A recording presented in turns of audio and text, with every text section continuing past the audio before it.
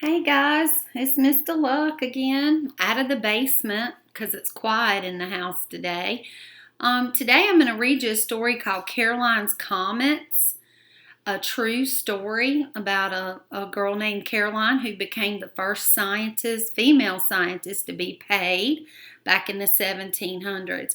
And the author is Emily Arnold McCully. Be sure you check out my video about the vocabulary for this story prior to listening to it. It might help you understand a little bit better.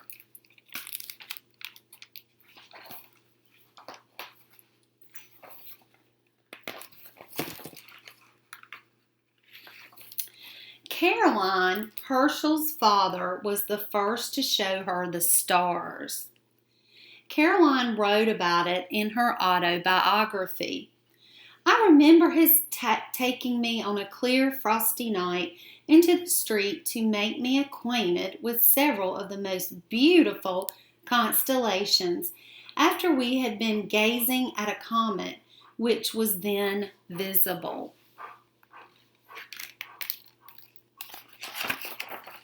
Caroline was born in 1750 in Hanover. Though the people in Hanover spoke German, the region was then ruled by the King of England. Caroline's father and brothers were all royal musicians, but her mother thought girls should be taught more practical skills, so Caroline learned to knit. From that day forward, I was fully employed in providing my brothers with stockings. She was also the family's scullery maid. Caroline caught typhus when she was 10, and when she recovered, she got smallpox.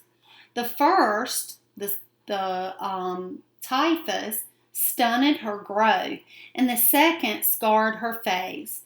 Her father worried that no man would marry her. How would she live without a husband to support her? Of all her siblings, Caroline loved William the most. The 7 Years' War was raging, and William would be called to fight. To avoid it, he left for England to make a living conducting a chorus and giving piano lessons. Caroline longed for him. In short, there was no one who cared much about me. Oh.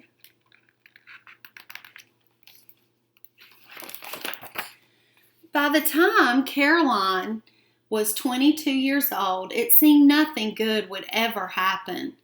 Out of the blue, William invited her to England, where he had become a successful musician.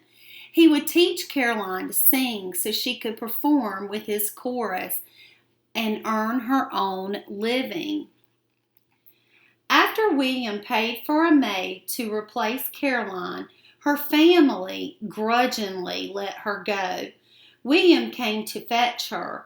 Before she left, she knitted enough stockings to last her family for 2 years. By way of relaxation, we talked of astronomy and the bright... boys and girls, I skipped a page. I'm sorry. The journey by coach, ferry, packet boat took 12 days. In Bath, that's in England, Caroline settled into her new life, struggling with the English language and customs. William coached her, and before long, Caroline became a popular soprano and for the first time earned her own money. As William also needed a housekeeper, she became that too.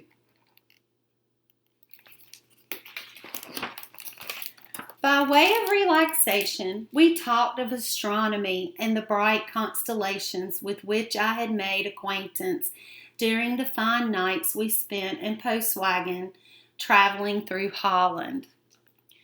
William wondered what lay beyond the Earth's solar system.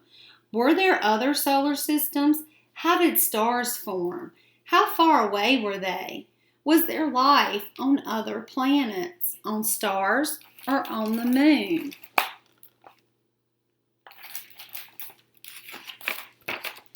To find the answers, William read about how to build a telescope. He wanted, I'll turn this a little bit, see if you can, I can't get it in there. He wanted to build a telescope, a better telescope that had ever existed. He couldn't do it unless Caroline helped. Of course she would. Caroline became an assistant inventor. Every room in their house was a workshop. Even the piano was buried under globes, orreries, tools, maps, books, lenses, and a huge machine for grinding glass. Building a telescope made housekeeping difficult, but Caroline was fascinated.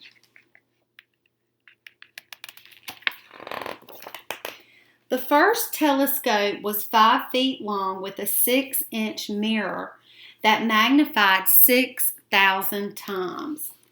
William would look through the telescope and call out his observations, and Caroline wrote them down.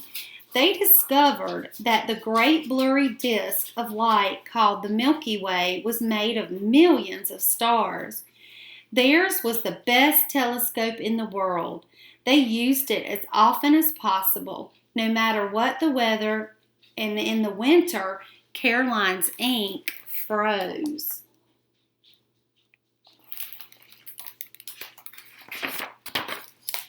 On March 13, 1781, William saw something new.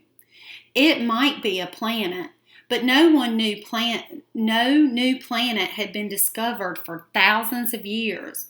It was a planet. Word of the planet Uranus circulated around the world and made William famous. It started a rage for astronomy, too. An excited King George III and his family visited the Herschels and ordered 4 telescopes from William. King George appointed William King's astronomer and paid him an annual salary. His music career ended. That meant Caroline's income from singing ended too. Caroline was glad for William, but worried for herself. She had been so proud of the money she earned.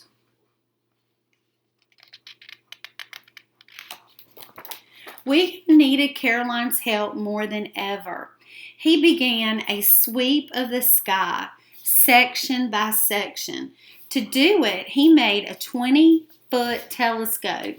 William had to perch high in the air on a rickety scaffolding, often in strong winds. Once, as he was climbing down, the whole apparatus collapsed. William was nearly crushed.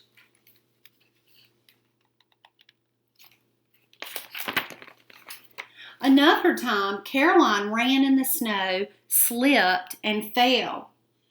She says, at each end of the machine or trough was an iron hook, such as butchers use for hanging their joints upon, and having to run in the dark on the ground covered a foot deep with melting snow, I fell on one of these hooks, which entered my right leg above the knee.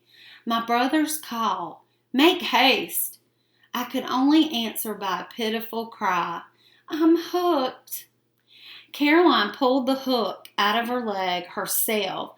She continued to work on their star catalog while her wound healed. Oh, that sounds very painful.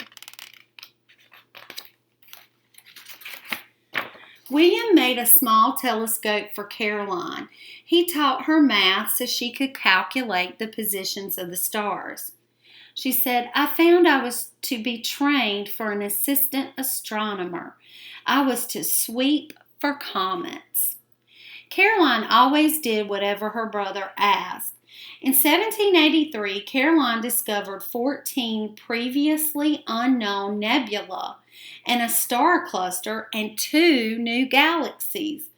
All this time, Caroline also did needlework and sewing and kept William's accounts and cleaned all the equipment.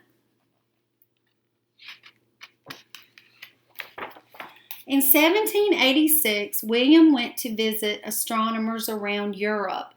Left by herself, Caroline promptly discovered a comet. Last night, December 21st, at 7:45, I discovered a comet. This morning, between 5 and 6, I saw it again. It was called the Lady's Comet, and it made Caroline famous. She was the second Herschel to amaze the world. In 1788, William announced he would marry. Caroline tried not to show her sadness. William no longer needed Caroline to be his housekeeper, so William offered to pay her as his assistant. Caroline refused. She wanted a salary from the king like William's. King George agreed, and Caroline Herschel became the first professional woman scientist. While working for the king, Caroline discovered 7 more comets. Her celebrity spread even farther and caused a worldwide enthusiasm for comets. Caroline Herschel has been known ever since as the hunter of comets. The end. I hope you enjoyed this book, and I hope you have a great day. Bye.